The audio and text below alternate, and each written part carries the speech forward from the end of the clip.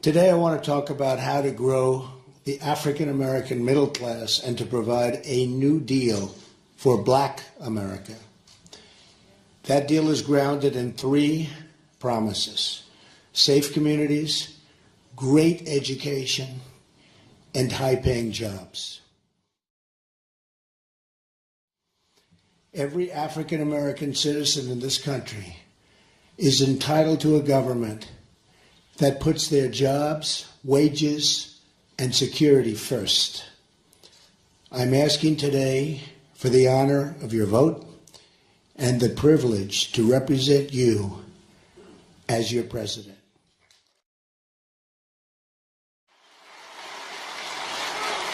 And I will not let you down. You watch.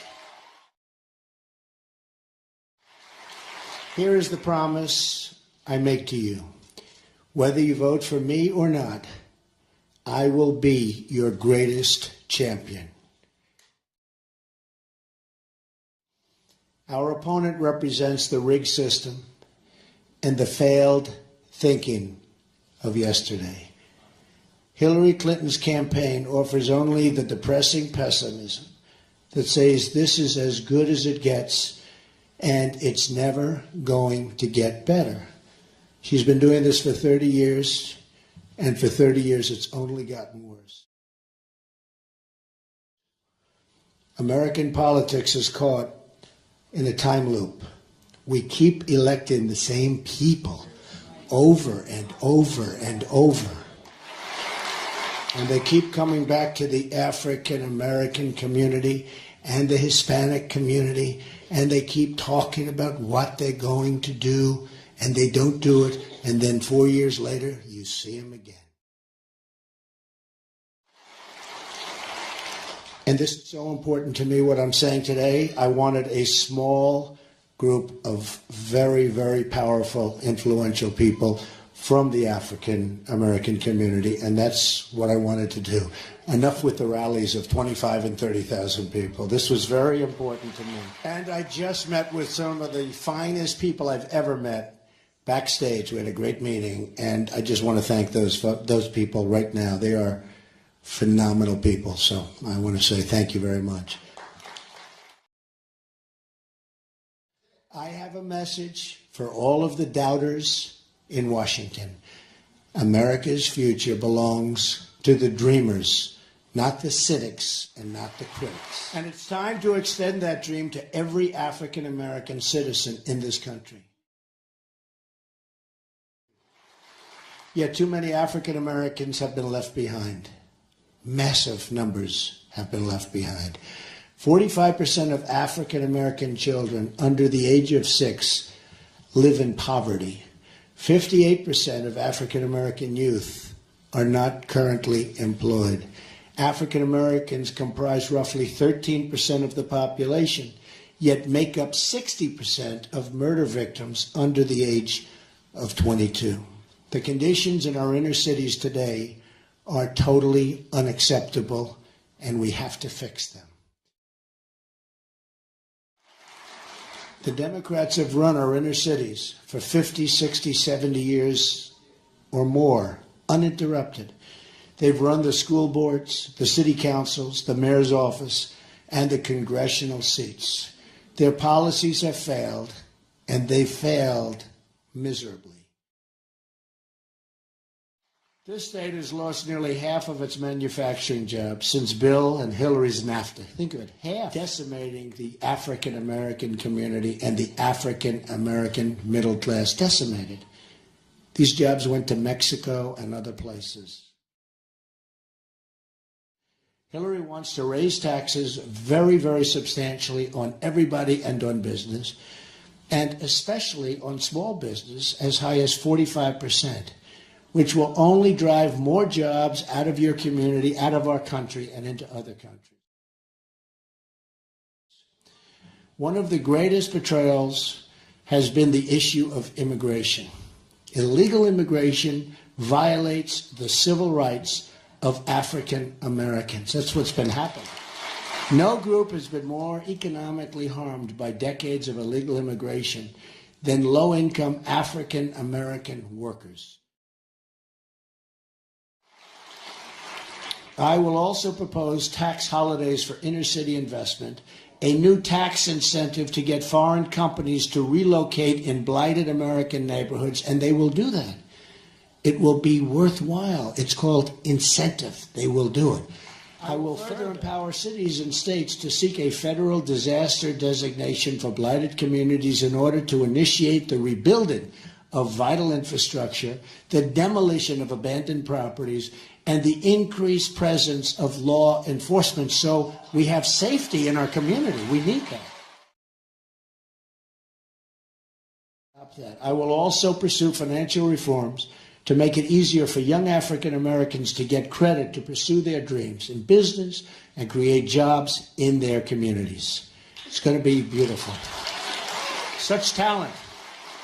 There's such a potential talent out there. It's so incredible, and it's totally being wasted by politicians that maybe don't want to see it happen. It's time for a 21st century Glass-Steagall, and as part of that, a priority on helping African American businesses get the credit they need. We will also encourage small business creation by allowing social welfare workers to convert poverty assistance into repayable but forgivable microloans. Very simple, but something so good. Then there's the issue of public safety. Making our community safe again will be a priority for the Trump administration. So many people. I mean, you walk to the store to buy a loaf of bread, maybe with your child, and you get shot. Or your child gets shot. Got to stop it. No good. We need safety. I have heard and have listened to the concerns raised by African American citizens about our justice system, and I promise that under a Trump administration, the law will be applied fairly, equally, and without prejudice. There will be no prejudice. There will be only one set of rules, not a two-tiered system of justice. Equal justice also means the same rules for Wall Street. The Obama administration never held Wall Street accountable. Infrastructure will be another major goal. My contract calls for $1 trillion in infrastructure investment, of which the inner cities will be a major beneficiary. We need something done. And by the way, we're going to terminate Common Core and bring education local. Look, it's not working the way it is now. I don't know why anybody would even fight it. Well, we know who's fighting it. You know that. My proposal redirects education spending to allow every disadvantaged child in America to attend the public, private, charter, magnet, religious, or home school of their choice. School choice is the great civil rights issue of our time. And I will be the nation's biggest cheerleader for school choice in all 50 states. What a difference it will make.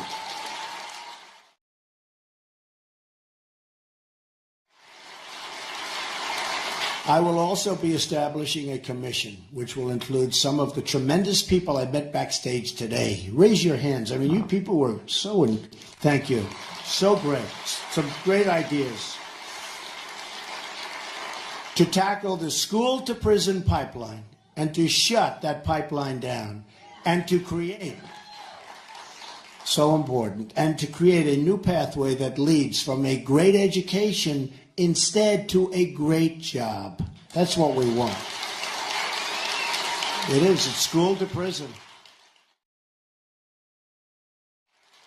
My plan will also ensure funding for historical black colleges and universities, more affordable 2- and 4-year college, and support for trade and vocational education. You know, I've gone to school with many people, some totally brilliant at one thing, but not at all brilliant at others. But we all know this. We've had students that sat next to us in class, and they were terrible students. But they were phenomenal at fixing a car engine. They were phenomenal at fixing a television set. They can take it apart blindfolded. And I can't do that. And you can't do that. But they were phenomenal at fixing things. We don't do that anymore. Remember, we used to have this great vocational education? They were talented. They were great. They were horrible students, and they were great. They can take a motor, they can take an engine apart blindfolded. And we have to bring that back. And that's what they love doing. That's what they love doing. And they'll do fantastically with it. Don't you think, right? So true. So we're going to get that going again. Finally today, my agenda includes the protection of religious liberty. That's something you'll never hear from Hillary Clinton, that I can tell you. The promotion of family and support for the African American church. It's been a tremendous power in this country for so many years. This is just the beginning, because I will never, ever take the African American community for granted. Never, ever. Unlike Hillary, who does nothing for the Hispanics or for the African American communities. I'm tired of the excuses from our lame politicians. I'm tired of being told that it can't be done. I'm tired of people asking Americans to defer their dreams for another day, but they really mean for many decades. Enough waiting. The time is now. There is nothing we cannot accomplish. There is no task or project too great. There is no dream outside of our reach. Everywhere I go in this country, all I see is untapped potential waiting to be set free. And maybe the greatest of that potential is in the African American communities. There's so much potential.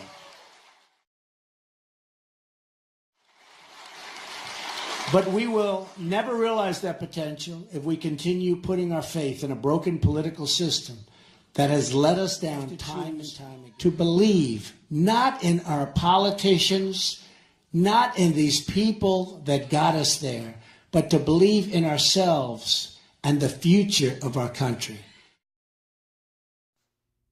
Yes, Donald Trump and I have talked. I've not only met him, but I've met his son Eric and daughter-in-law Laura. And they came looking for us. They came looking for African-American leaders and businessmen, pastors, politicians. And they wanted to know what they could do for us. What can Donald Trump as president do for blacks in America? And we told him, and he listened. We can't expect him to relate to us without us relating to him. We know he doesn't have our background. We know he doesn't have our history. But those of us who've been around him realize that he actually has a heart to do something. Now, you may not believe him, but that's what I'm here to talk about. I'm here to talk about the power of your vote. Whether you believe he really means it or not, he really means to be president. And do you think he just wants to be president for one term? Of course not. And this is why your vote has no power with the Democrats. The Democrats know you're going to vote for them. They think they own us lock, stock, and barrel. So they don't have to give us anything. The vote is automatic. On the other hand, with Donald Trump, he knows that if African Americans are the cause of him becoming president, that he will be elected by us on a trial basis. That means if it's trial and error and not trial and success, he will be a one-term president. So you can bet that he's going to take our issues to task. And he is going to make sure that he's a success for us so that he can have an even bigger support from our community in the next election. So vote for Donald Trump. Tell your friends and tell your family.